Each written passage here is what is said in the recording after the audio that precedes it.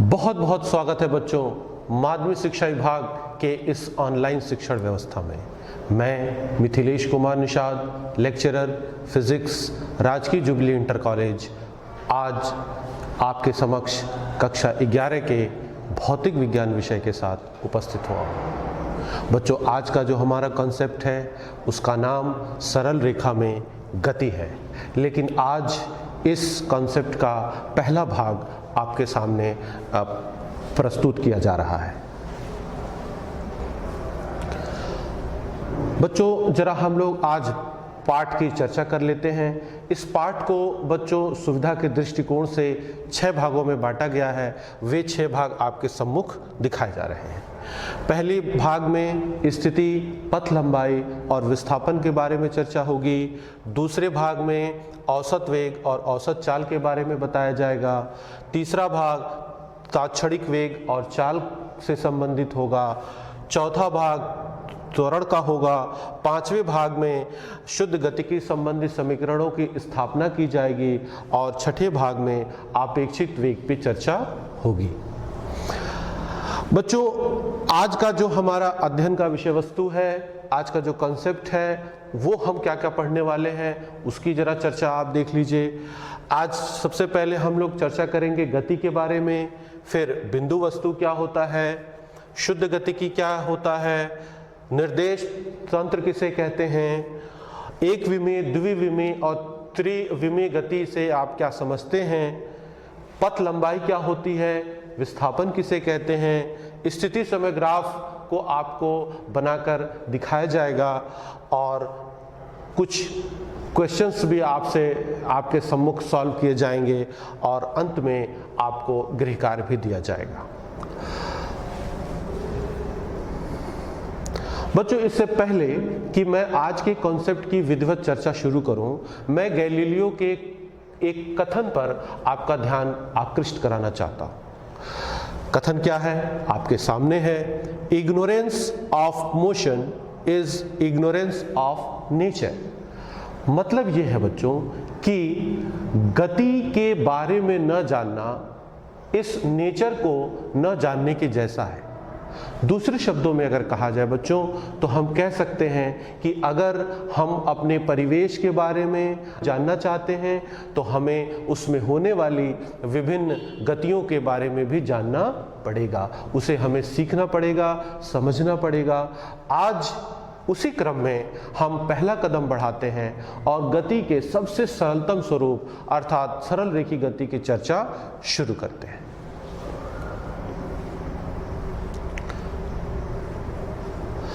बच्चों, शुरुआत हम कुछ डेफिनेशन से करेंगे।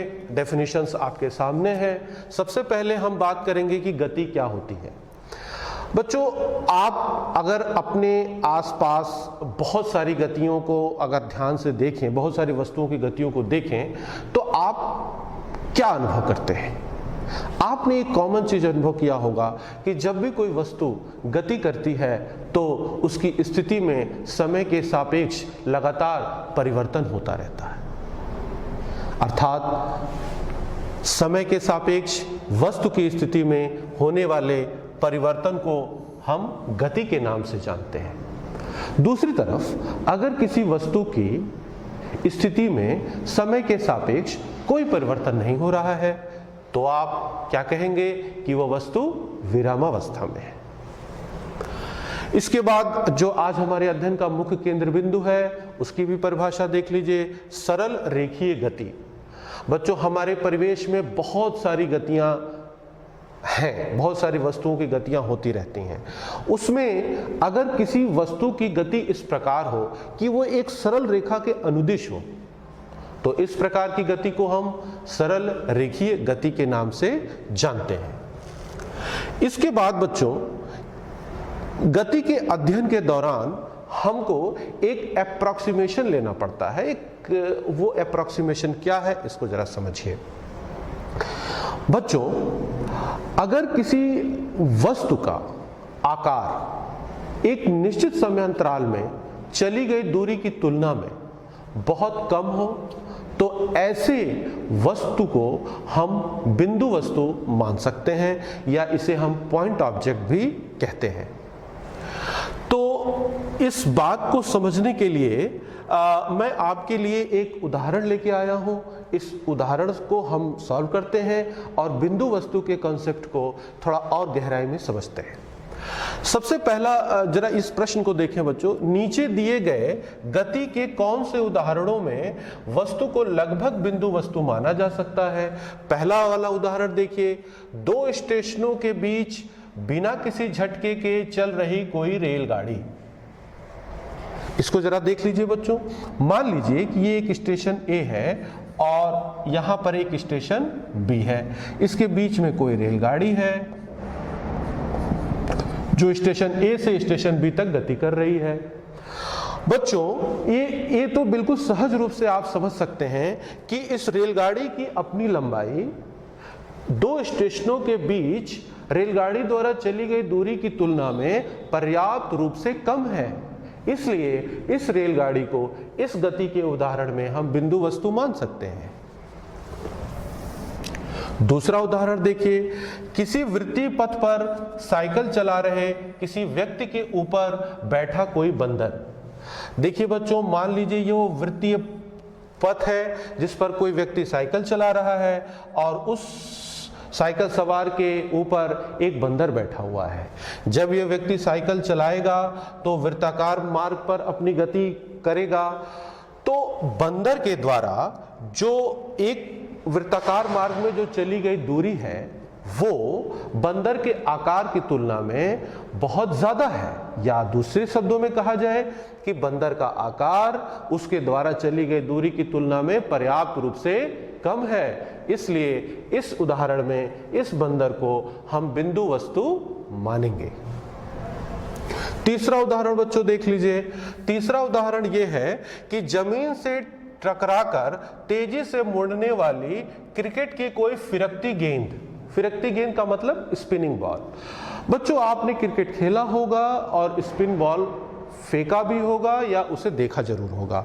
जब कोई स्पिन बॉल ग्राउंड से हिट करता है तो वो थोड़ा सा अपने स्थान से खिसकता है, तो गेंद के द्वारा मुड़ने के दौरान चली गई दूरी गेंद के आकार की तुलना में बहुत कम नहीं है, उसे नगण्य नहीं माना जा सकता है। इसीलिए इस उदाहरण में गेंद को आप बिंदु वस्तु नहीं मान सकते हैं। चौथा उदाहरण देखिए बच्चों, किसी मेज के किनारे से फिसल कर गिरा कोई बीकर। मान लीजिए बच्चों कोई मेज है, ये इस पर बीकर रखा हुआ है, ये ग्राउंड है, ये यहां से बीकर नीचे गिर जाता है। बीकर गिरने के दौरान जो दूरी चलता है उस दूरी की तुलना में जो बीकर का अपना आकार है वो बहुत कम नहीं है, उसे आप नगण्य नहीं मान सकते हैं। इसलिए इस उदाहरण में बीकर को बिंदु वस्तु नहीं माना जाएगा। बच्चों इस उदाहरण के बाद, इस उदाहरण की चर्चा करने के बाद आप एक नतीजे पे पहुंच चुके हैं कि बिंदु वस्तु मानने के लिए वस्तु का आकार, केवल वस्तु का आकार मायने नहीं रखता है, बल्कि यह बात महत्वपूर्ण है कि वस्तु के द्वारा चली गई दूरी की तुलना में वस्तु का आकार क्या है।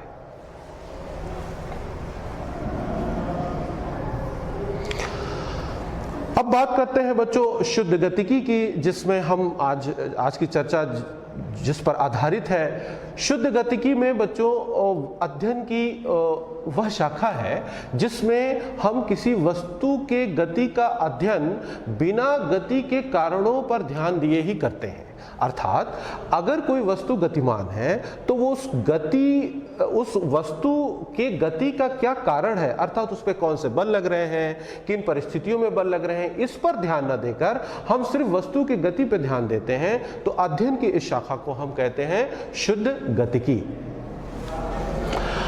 इसके बाद एक बहुत ही महत्वपूर्ण कॉन्सेप्ट है बच्चों जिसका नाम है फ्रेम ऑफ रेफरेंस, अर्थात निर्देश तंत्र। ये क्या है बच्चों? आपने देखा कि हमारे परिवेश में बहुत सारी वस्तुएं गतिमान हैं। यदि आप किसी गतिमान वस्तु की स्थिति को जानना चाहते हैं तो आपको एक संदर्भ बिंदु की आवश्यकता होगी और अक्षों के एक समुच्चय की आवश्यकता होगी। अक्षों के समुच्चय के रूप में हम समकोणीय निर्देशांक निकाय का चुनाव करते हैं। ये बहुत ही आसान होता है। इसमें बच्चों 3 अक्ष होते हैं, एक्स एक्सिस, वाई एक्सिस और जेड एक्सिस, जैसा कि आपको चित्र में दिखाया जा रहा है। और तीनों अक्षों का जो कटान बिंदु है इसे आप मूल बिंदु भी कहते हैं और इसी मूल बिंदु को संदर्भ बिंदु के नाम से भी जाना जाता है। बच्चों ध्यान देंगे कि जब भी कोई वस्तु गतिमान होगी तो उस गति का अध्ययन करने के लिए जो ऑब्जर्वर होगा वो कहाँ स्थित होगा? संदर्भ बिंदु पर। अच्छा, दूसरी बात कि गति का अध्ययन करने के लिए हमें समय के मापन की भी आवश्यकता है। तो यदि इस कोऑर्डिनेट सिस्टम में हम एक घड़ी भी अटैच कर दें तो इस तरह जो हमें सिस्टम प्राप्त होगा उसी का नाम होगा निर्देश तंत्र, अर्थात फ्रेम ऑफ रेफरेंस। इसकी परिभाषा देख लीजिए, घड़ी सहित निर्देशांक निकाय को निर्देश तंत्र कहते हैं। अर्थात निर्देशांक निकाय में ये तीनों अक्ष शामिल हो गए और साथ साथ वो घड़ी शामिल हो गई। तीनों अक्षों का कटान बिंदु संदर्भ बिंदु कहलाया। इसमें एक बहुत महत्वपूर्ण बात है कि किसी घटना का जो वर्णन है वो इसके लिए चुने गए निर्देश तंत्र पर निर्भर करता है। इस बात को मैं आपको एक उदाहरण से समझाने की कोशिश करता हूं। मान लीजिए बच्चों कि यहाँ पर एक सड़क है और सड़क के किनारे आप खड़े हैं और आपका दोस्त एक कार में सवार होकर के जा रहा है और आप अपने दोस्त की गति का मापन कर रहे हैं। तो आपके सापेक्ष आपका दोस्त गति की अवस्था में है। और जरा आप बता सकते हैं कि निर्देश तंत्र कहां पर संलग्न है? जी हां, ये निर्देश तंत्र आपके साथ संलग्न है, अर्थात ये ग्राउंड से अटैच है। परंतु अब इसी का दूसरा उदाहरण देख लीजिए। अब आप अपने दोस्त के साथ उसी के कार में सवार हो जाते हैं, आप स्वयं उस कार में जाके बैठ जाते हैं। अब आपके सापेक्ष आपके दोस्त की जो गति होगी वो कैसी होगी? जी हां, आपके सापेक्ष अब आपका दोस्त स्थिर अवस्था में आ गया है, क्योंकि अब आपका जो निर्देश तंत्र है, जो फ्रेम ऑफ रेफरेंस है, वो कार से अटैच हो गया है। तो पहली स्थिति में जब फ्रेम ऑफ रेफरेंस ग्राउंड से अटैच था तो यह वस्तु गतिमान थी। जब वही फ्रेम ऑफ रेफरेंस कार से अटैच हो गया तो वस्तु स्थिर अवस्था में आ गई। अर्थात यह बात बहुत महत्वपूर्ण है जो मैं अब कहने जा रहा हूं। बच्चों, किसी भी वस्तु की गति केवल उस वस्तु पर निर्भर नहीं करती है बल्कि उस ऑब्जर्वर पर भी निर्भर करती है जो उस वस्तु के गति का मापन करता है। पहली बात। दूसरी बात कि आपने देखा कि विरामावस्था या गति की अवस्था ये दोनों सापेक्षिक हैं। सापेक्षिक का अर्थ यह है कि जो प्रेक्षक है वो उस गति का मापन कहां से कर रहा है यह इस बात पर निर्भर करता है। इसके बाद आ जाइए, स्थिति क्या होती है। आपने देखा कि हमने फ्रेम ऑफ रेफरेंस में एक पॉइंट लिया है, इस पॉइंट का कोऑर्डिनेट एक्स वाई जेड है। इसी कोऑर्डिनेट को ही हम किसी ऑब्जेक्ट का, किसी वस्तु की स्थिति के नाम से भी जानते हैं। अब हम जरा कुछ गतियों के अन्य उदाहरणों की चर्चा कर लें। बच्चों, सबसे पहले आ रहा है इसमें एक विमीय गति। इसकी जरा चर्चा देख लीजिए बच्चों। अगर कोई वस्तु इस प्रकार से गति करे कि उसके गति के निरूपण के लिए मात्र एक अक्ष या एक निर्देशांक की आवश्यकता हो तो इस प्रकार की गति को हम एक विमीय गति कहते हैं।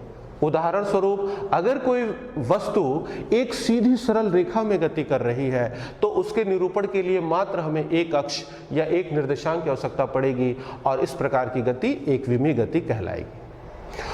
दूसरा देख लीजिए, द्विविमीय गति क्या है। द्विविमीय गति में बच्चों, अगर कोई वस्तु इस प्रकार से गति करे कि उसके निरूपण के लिए आपको दो अक्षों या दो निर्देशांकों की आवश्यकता हो तो इस प्रकार की गति को द्विविमीय गति या टू डायमेंशनल मोशन कहते हैं। इसका उदाहरण देख लीजिए। अगर कोई वस्तु एक समतल में गति करती है, एक प्लेन सरफेस पे गति करती है तो इस प्रकार की जो गति होगी वो द्विविमीय गति कहलाएगी। तीसरा देख लीजिए बच्चों, त्रिविमीय गति अर्थात 3 डायमेंशनल मोशन। अगर किसी वस्तु की गति इस प्रकार हो कि वस्तु के गति के निरूपण के लिए आपको 3 अक्षों की आवश्यकता हो, 3 निर्देशांकों की आवश्यकता हो, तो इस प्रकार की गति को आप त्रिविमीय गति या 3 डायमेंशनल मोशन भी कहते हैं। इसके उदाहरण के लिए अगर कोई वस्तु मुक्त आकाश में ओपन स्पेस में गति कर रहा है तो इसे आप 3 डायमेंशनल मोशन के नाम से जानेंगे।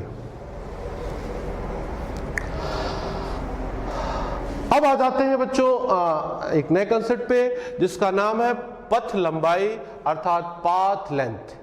बच्चों आपने देखा कि जब भी कोई वस्तु गति करती है तो उसके द्वारा जो वो अपने एक स्थिति से दूसरी स्थिति में जाती है, इस दौरान जो वो दूरी चलती है उसी वस्तु के द्वारा चली गई दूरी को ही हम पथ लंबाई या पाथ लेंथ भी कहते हैं। इसकी परिभाषा देख लीजिए, किसी वस्तु द्वारा चली गई दूरी को ही पथ लंबाई कहा जाता है। यह एक अदिश राशि है। अदिश राशि का मतलब कि इसे व्यक्त करने के लिए दिशा की कोई आवश्यकता नहीं है और इसका SI मात्रक मीटर होता है। बच्चों इस कॉन्सेप्ट को और ज्यादा एक्सप्लेन करने के लिए हमारे पास एक चित्र है। इस चित्र में एक एक्सिस बनाया गया है। आप देख लीजिए, ये एक्स एक्सिस है। ये एक्स एक्सिस का मूल बिंदु है जिसे हम संदर्भ बिंदु भी कहेंगे। और इस एक्सिस पर हमने कुछ बिंदु चुन लिए हैं जैसे O, P, Q और R, और अलग अलग बिंदुओं के जो निर्देशांक हैं वो आपको चित्र के अनुसार दिखाए जा रहे हैं और ये सभी जो दूरियां हैं ये मीटर में आपको दिखाई जा रही हैं। मान लीजिए बच्चों कि कोई वस्तु है जैसे कि ये कार, ये मूल बिंदु पर स्थित है। यहां से ये चलना शुरू करती है और चलते चलते बिंदु P पर आती है। क्या आप बता सकते हैं कि गति के दौरान वस्तु के द्वारा चली गई दूरी कितनी है? देख लीजिए, OP = 360 मीटर। अब यही कार अगर बिंदु P से चलकर फिर बिंदु Q पर आ जाती है तो अब बताइए कि उसकी कुल दूरी कितनी हो जाएगी? OP प्लस PQ अर्थात 360 मीटर प्लस 120 मीटर, तो ये हो जाएगा 480 मीटर। अब यही कार वापस जहां से चली थी फिर वहीं आ जाती है, तो आप बता सकते हैं कि कार ने कुल कितना दूरी तय किया? OP plus PO that is 360 metre plus 360 metre is equal to 720 metre. तो आपने देखा बच्चों कि वस्तु जब गति करती है तो उसके द्वारा जो दूरी चलती है उस दूरी को व्यक्त करने के लिए हमें दिशा की कोई आवश्यकता नहीं है, सिर्फ दूरी जुड़ती चली जाती है। ये सदैव पॉजिटिव ही होती है जैसा कि आपको कैलकुलेशन करके दिखाया गया है।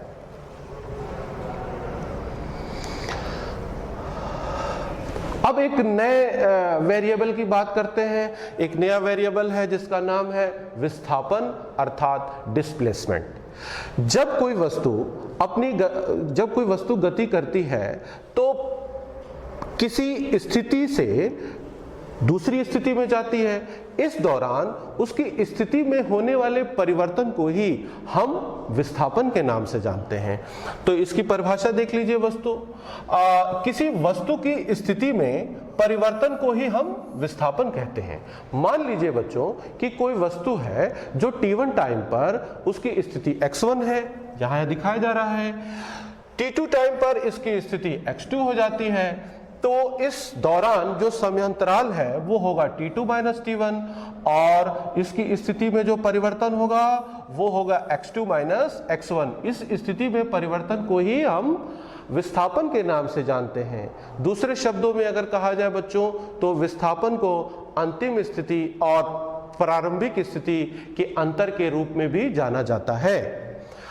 इस सूत्र को अगर हम जरा गौर से देखें बच्चों तो आप पाते हैं कि अगर x2 यानी अंतिम स्थिति प्रारंभिक स्थिति से ज्यादा हो तो आप पा रहे हैं कि डेल्टा x पॉजिटिव होगा और यदि x2 लेस देन x1 हो तो डेल्टा x निगेटिव होगा। आपको बताया गया है कि x एक्सिस पर मूल बिंदु के दाहिनी तरफ की दिशाएं पॉजिटिव और मूल बिंदु के बाएं तरफ की दिशाएं निगेटिव ली जाती हैं। इसका मतलब ये हुआ कि विस्थापन में विस्थापन को व्यक्त करने के लिए दिशाओं की भी आवश्यकता पड़ती है। इसलिए यह एक कैसी राशि है? यह एक सदिश राशि है और इसका मात्रक मीटर होता है।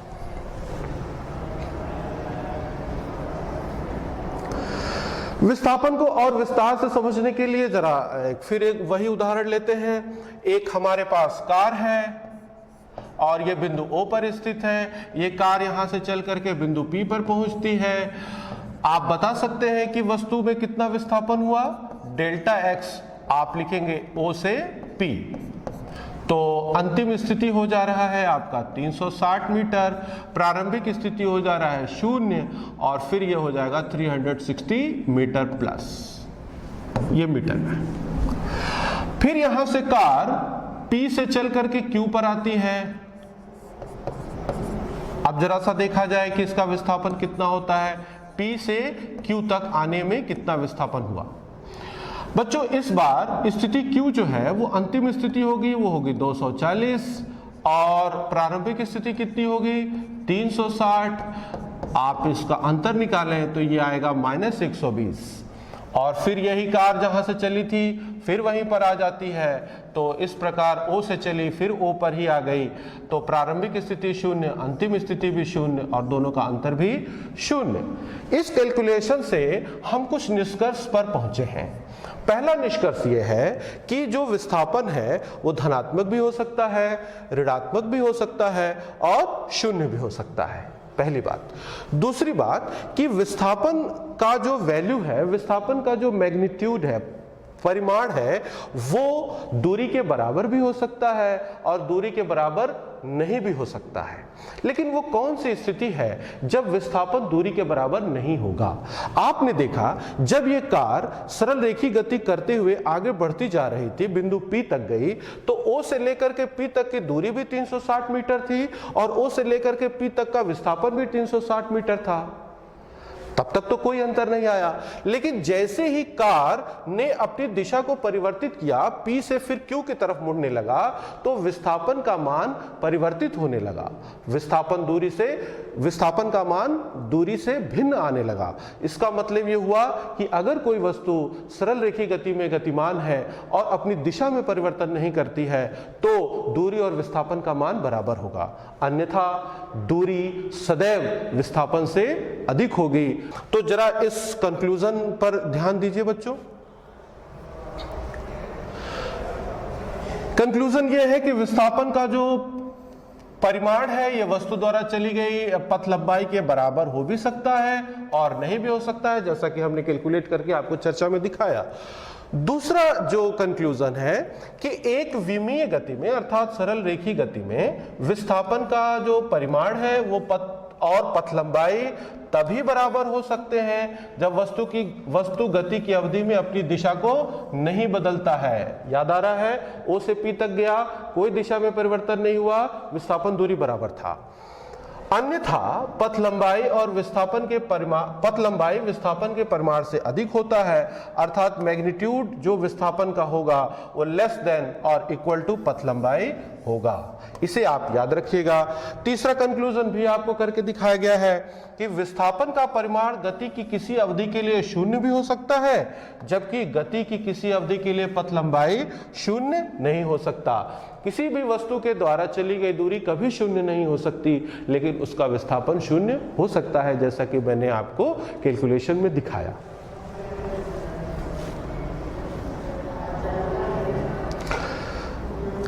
बच्चों, अब हम गति को व्यक्त करने के लिए कुछ चित्रात्मक स्वरूप का भी वर्णन करेंगे, जिसे हम ग्राफ के नाम से जानते हैं। यहां पर अभी तक आपको 2 वेरिएबल दिखाए गए हैं, एक टाइम और दूसरा स्थिति। तो स्थिति और समय के बीच का जो ग्राफ है, इसी को हम नाम देते हैं स्थिति समय ग्राफ। इसमें जो समय है वो x एक्सिस पर ड्रॉ किया जाएगा और जो स्थिति है वो y एक्सिस पर ड्रॉ की जाएगी। बच्चों, हम इस ग्राफ को अलग अलग बिंदुओं में हम अध्ययन करेंगे। सबसे पहला बिंदु है कि जब वस्तु स्थिर है। वस्तु कब स्थिर होती है, इसकी चर्चा मैंने शुरू में ही किया था। अगर किसी वस्तु की स्थिति में कोई परिवर्तन समय के साथ नहीं होता है तो वस्तु स्थिर मानी जाती है। तो अगर यहाँ पर आप देखिए कि एक्स एक्सिस पर हमने विभिन्न समय बिंदुओं को दिखाया है, 10 सेकेंड, 20 सेकेंड, 30, 40, 50, 60 सेकेंड, और वाई एक्सिस पर विभिन्न स्थितियों को दिखाया है, 10, 20, 30, 40, 50 एंड सो ऑन मीटर। अगर कोई कार मान लीजिए कि 40 मीटर के स्थिति पर खड़ा है, विरामावस्था में है, तो उसका ग्राफ कैसा होगा? तो शुरू में t = 0 पर कार की स्थिति क्या होगी? 40 मीटर। 10 सेकंड पर भी वही 40 मीटर, 20 सेकंड पर भी, 30 सेकंड पर भी, 40 सेकंड पर भी, 50 सेकंड पर भी और 60 सेकंड पर भी। यानी कि लगातार वस्तु समय के साथ स्थिति में कोई परिवर्तन नहीं हो रहा है। और यदि इन सारे बिंदुओं को हम मिला देते हैं तो हमें एक ग्राफ प्राप्त होता है, जिस ग्राफ को हम बोलेंगे स्थिति समय ग्राफ। लेकिन ये स्थिति समय ग्राफ किस समय के लिए है? जब वस्तु स्थिर होती है। अब इसका दूसरा हिस्सा देखिए बच्चों, जब वस्तु एक समान गति से चल रही है। एक समान गति से चलने का क्या अर्थ है, जरा इस आंकड़ों से इसे समझिए। यहाँ पर समय दिखाया जा रहा है और उनकी भिन्न भिन्न स्थितियां दिखाई जा रही हैं। अगर आप इन आंकड़ों को देखें तो आप पाएंगे कि निश्चित समय अंतराल में वस्तु द्वारा चली गई दूरी एक समान है। आप देखिए, हर 10 सेकेंड में वस्तु के द्वारा चली गई दूरी 40 मीटर है। तो यदि किसी वस्तु के द्वारा निश्चित समय अंतराल में चली गई दूरी समान है तो ऐसे वस्तु की गति को एक समान गति के नाम से जाना जाता है। और इस तरह के स्थिति में हम ग्राफ कैसे ड्रॉ करेंगे, इसको जरा सा देखिए। देखिए, ये 0 है, ये 10 सेकेंड, 20, 30, 40, 50, 60, और स्थिति को हम जरा ड्रॉ करते हैं। ये हो जाता है आपका 40, 80, 120, 160, 200 और फिर 240। चलिए अब वो उन बिंदुओं को ढूंढते हैं। सबसे पहला बिंदु देखिए, समय 0 है तो स्थिति भी 0 है, वो यही होगा। दूसरा बिंदु यहां पर होगा, तीसरा बिंदु यहां, चौथा यहां पर होगा। आप आंकड़ों को देखते जाइए, बिंदुओं का मिलान करते जाइए यहां पे, और फाइनली ये बिंदु यहां पे मिलता है। यदि इन सभी बिंदुओं को अगर हम मिलाएं तो हमें एक स्ट्रेट लाइन मिल रहा है, और इस स्ट्रेट लाइन को आप कहेंगे स्थिति समय ग्राफ। ये स्ट्रेट लाइन ऐसा ग्राफ कब मिलेगा? जब वस्तु कैसी गति कर रही हो? एक समान, जब वस्तु एक समान गति से चल रही हो। अगली स्थिति देखिए बच्चों, जब वस्तु असमान गति से चल रही है। इनको आंकड़ों से जरा सा आप देखिए, ये भिन्न भिन्न समय पर भिन्न भिन्न स्थितियां दिखाई गई हैं। समय अंतराल यहाँ पर 2 सेकंड का ही लिया गया है, लेकिन स्थिति देखिए भिन्न भिन्न है। अर्थात समान समय अंतराल में जो वस्तु द्वारा चली गई दूरी है वो भिन्न भिन्न है। तो इस यहीं से परिभाषा भी निकलेगी कि यदि किसी वस्तु के द्वारा समान समय अंतराल में भिन्न भिन्न दूरियां तय की जाती हैं तो वह वस्तु असमान गति से गतिमान होता है। इसका ग्राफ कैसे खींचेंगे देख लीजिए। यहाँ पर ये 0 हो गया, ये 2 सेकेंड, 4 सेकेंड, 6, 8, 10, 12, 14 और ये फिर 16 सेकेंड। इसके बाद आ जाइए स्थितियों की भी जरा ड्राइंग कर लें। ये हो गया 50, 100, 150, 200, 250 और ये फिर 300। जरा इन आंकड़ों को देखते जाइए। सबसे पहला बिंदु तो यहीं पर मिलता है, स्थिति 0 और समय 0, स्थिति भी 0। दूसरा देखिए स्थिति 2 से समय 2 सेकंड स्थिति 0, समय 2 सेकंड स्थिति 0 वो यहीं पर मिलेगा। तीसरा देखिए समय 4 सेकंड स्थिति 10 मीटर, तो 10 मीटर आपका यहीं कहीं होगा बच्चों। समय 6 सेकंड स्थिति 20 मीटर, यहां पर कहीं होगा ये। समय 8 सेकंड स्थिति 50 मीटर, यहां पर है ये।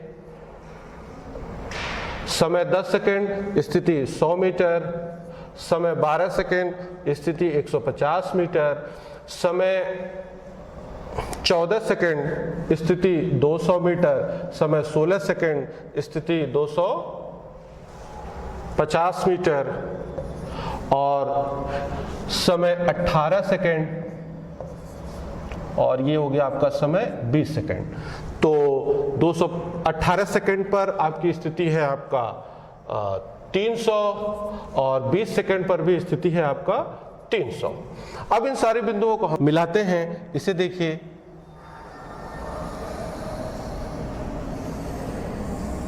ये जो गति आप देख, ये जो ग्राफ आप देख रहे हैं, ये उस स्थिति में आपको प्राप्त होगा जब वस्तु असमान गति से गतिमान होती है। अब बच्चों जरा सा कुछ क्वेश्चन सॉल्व कर लेते हैं। क्वेश्चन ये है, निम्न ग्राफों को देखकर बताइए कि इनमें से कौन सा एक विमीय गति को संभवतः नहीं दर्शा सकता। यहां पर आपके सामने एक ग्राफ दिखाया गया है, ये xt ग्राफ है। इसको दिखाना है कि ये क्या एक विमीय गति को दर्शा सकता है। इसके लिए हम जो स्थिति अक्ष है इसके समानांतर एक रेखा खींचेंगे। ये रेखा समय अक्ष पर मान लीजिए बिंदु T1 पर इंटरसेक्ट करेगा। यहां पर दो बिंदु और आपको प्राप्त होंगे, इसके सापेक्ष स्थिति x1 है, इस बिंदु के सापेक्ष स्थिति x2 है। अगर आप इस ग्राफ को बच्चों ध्यान दें तो आप पाते हैं कि T1 समय पर जो कण की स्थिति x1 भी है और T1 समय पर कण की स्थिति x2 भी है। इसका मतलब कि एक ही समय पर कण दो स्थितियों में विद्यमान है। ऐसा संभव नहीं है, ये नहीं हो सकता, अर्थात ये ग्राफ भी संभव नहीं है। दूसरी तरफ इस ग्राफ को देखिए बच्चों, यहां पर x एक्सिस में समय खींचा गया है, y एक्सिस में कुल पथ लंबाई है, ये 0 है। यहां पर इसके सापेक्ष टाइम मान लीजिए T1 है, इसके सापेक्ष टाइम T2 है। ये O, ये A, ये B। O से लेकर के A तक की गति से कोई समस्या नहीं है, लेकिन अब अपना ध्यान आप A से B तक होने वाली गति पर ध्यान दीजिए। ये T1 से T2 के दौरान समय तो लगातार बढ़ता जा रहा है, परंतु कुल पथ लंबाई घट रही है। बच्चों यह संभव नहीं है, क्योंकि समय के साथ कभी भी कुल पथ लंबाई अर्थात दूरी कभी घट नहीं सकता है, अर्थात ये ग्राफ भी संभव नहीं है। गृह कार्य आपके सम्मुख है, इसका स्क्रीनशॉट लीजिए और इसे सॉल्व कीजिए। मुझे पूरी उम्मीद है कि आप इसे सॉल्व करने में सक्षम होंगे। धन्यवाद।